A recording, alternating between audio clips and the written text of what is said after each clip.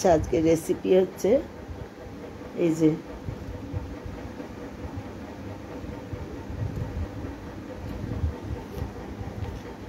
আলুর চপ। এখন গরম গরম ভেজেছি, ভেজে নিয়ে এসে খাওয়ার চেষ্টা করো। সব জায়গাটা ইকুয়াল ঠিক হয়নি, একটু কম বেশি হয়েছে লাল, যাই হোক চেষ্টা করেছি। এই যে এদিকটা সাদা, এদিকটা একটু বেশি লাল হয়ে গেছে। যাই হোক করেছি কি বলছি, রেসিপিটা রান্নার সময় করতে পারি না ভিডিওটা, কেন আমার রাখা স্ট্যান্ডটা ঠিক এখনও আমি নিতে পারিনি, হাতে করে করে করতে খুব অসুবিধা হয় ভিডিও করা। আমি সামনের সপ্তাহের মধ্যে একটা স্ট্যান্ড নিয়ে নেবো, ওখানে আমি পুরো প্রসেসটা দেখাবো। এখন করলাম কি, চাকা চাকা করে গোল গোল করে আলু বড় বড় করে কেটে নিলাম, বড় আলু করে তারপর সেটাকে সেদ্ধ করে নিলাম, খোসাটাকে ছাড়িয়ে, স্কিনটাকে ছাড়িয়ে ওটাকে সেদ্ধ করে নিয়ে ওটাকে একটা ইয়ের মধ্যে নিয়ে, ছাঁকনির মধ্যে নিয়ে, আমার বড় ছাঁকনি আছে, সেই ছাঁকনির মধ্যে নিয়ে সব জলটা ঝরিয়ে নিলাম, নিয়ে সেদ্ধ আলুটা রাখলাম, রেখে বেসনটা ভালো করে গুঁড়ে ব্যাটার টাইপের তৈরি করলাম, এবং তার মধ্যে কালো জিরে, তারপরে হচ্ছে যে আমি একটু হিং দিই, তারপরে লঙ্কা গুঁড়ো, একটু আদা বাটা, একটুখানি আমি দিয়েছিলাম হচ্ছে কর্নফ্লাওয়ার একটু দিয়েছি, আর দিয়েছি হচ্ছে আর একটু অল্প টাইট হওয়ার জন্য, আর দিয়েছি হচ্ছে ওপরে ওই চাল গুঁড়ো বা মুড়িটাও একটুখানি ক্রাশ করে দিলে পরে মুচমুচে ভাবটা, ক্রিসপি ভাবটা আসে। এটা ভালো করে সুন্দর করে মিক্স করে নিয়ে তার মধ্যে আলুগুলো দিয়ে মোটা করে একেবারে বেসনটাকে দিয়ে বেশ 2-3 লেয়ার বারবার করে এধার ওধার লোপটে, আর আলুটা একটু মোটা করতে হবে, একদম পাতলা পিস করলাম না, একটু এরকম মোটা করতে হবে, ওটা ভালো করে লোপটে সেদ্ধ আলুটাকে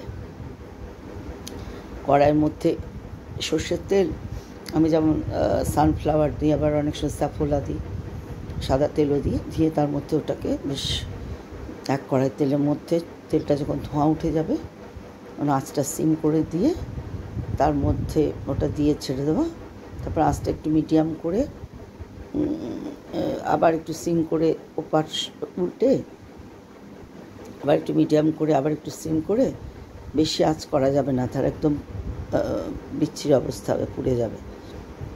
তারপরে যে এপাশ ওপাশ ভালো করে ব্রাউন হয়ে গেলে তারপর ওটাকে ওই যেটা ছাঁকনি মতন আছে না, ছাঁকনিটাকে দিয়ে ভালো করে তেল ঝরিয়ে নিয়ে তারপরে ওটা একটা বোলের মধ্যে রেখে, বোলটা যদি আবার ফুটো ফুটো হয় বেশি ভালো, বোলের উপর একটা যদি র্যাপ, এই ব্লটিং পেপার, টিস্যু পেপার, যে কোনো পেপারই হোক একটু রেখে পরে ওগুলোকে রাখলে, ওটা ব্লটিং পেপার হলে ভালো হয়, ওটাকে সোক করে নেয়, টিস্যু পেপারও তাই করে, সোক করে নিয়ে ওটা তারপরে ওটা উঠিয়ে নাও আবার একটা বোলের মধ্যে উঠিয়ে নিয়ে গরম এটা একটু টমেটো সস বা যে চিলি সস খাবে বা যে চাটনি দিয়ে, যে কোনো জিনিস দিয়ে একটু এইভাবে সার্ভ করা যায়।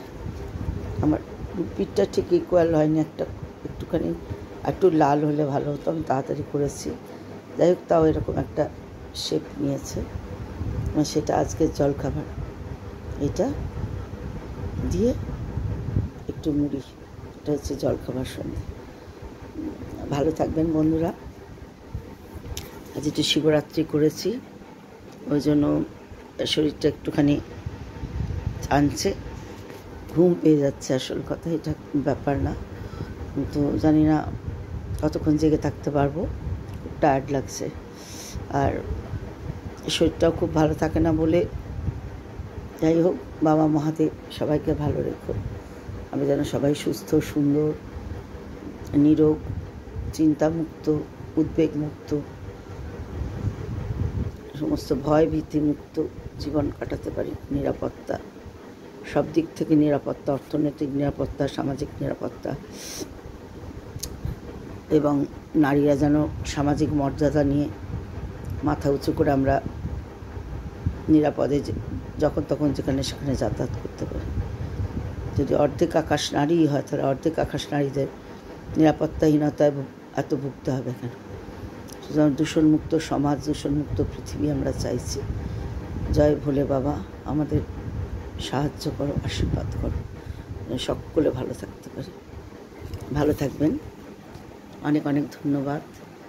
ভালো লাগলে সকলের কাছে শিবরাত্রির দিন স্বনির্বন্ধ অনুরোধ আমার, একটুখানি চ্যানেলটাকে সাবস্ক্রাইব করে আর একটু লাইক কমেন্ট করে দেবেন। আমি শ্রী শ্রী ভজ হরি মান্না, ইস্তাম্বুল গিয়ে জাপান কাবুল গিয়ে শিখেছি দারুণ এই রান্না। আমি শ্রী শ্রী ভজ হরি মান্না, খাইবার পাস গিয়ে রোম সাইপ্রাস গিয়ে শিখেছি সহজেই রান্না। আমি শ্রী শ্রী ভজ হরি মান্না।